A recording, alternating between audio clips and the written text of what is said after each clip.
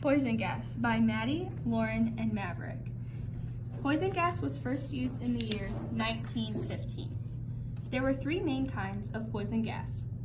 Chlorine gas is the first. It produces a green-yellow gas and has an immediate effect on the nose, eyes, lungs, and the throat. Phosgene gas smells like rotten meat.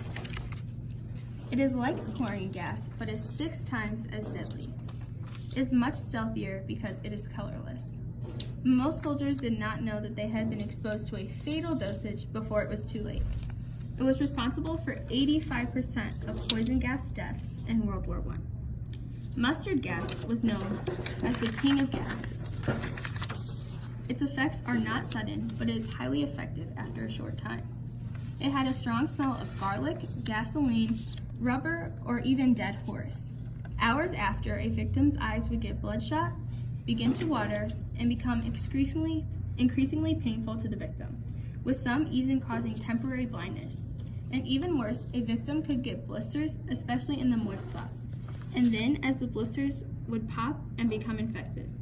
Mustard gas would also infect the land where it was used. It caused the most deaths, but most of them were not direct, and they died from infection from the popped blisters.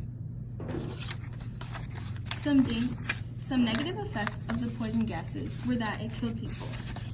Mustard gas was very dangerous and could have accidentally killed the wrong side if used or handled poorly. The most widely used mustard gas could kill by blistering the lungs and throat if inhaled in large quantities.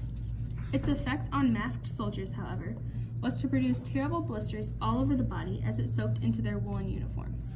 Nearby farm animals did not know that this was happening, but they died the same excruciating death.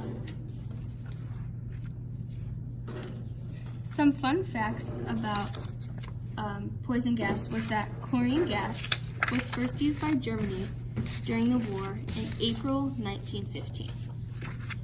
Additionally, it took almost 200 years from the discovery of chlorine gas for it to become recognized as an element. Additionally, mustard gas has been a favorite chemical weapon in wars because it can be fairly easily delivered via conventional bombs, rockets, and artillery shells. Next, I will demonstrate how mustard gas works by throwing it at a soldier who will then die from the terrible blisters that they receive. Lily, down.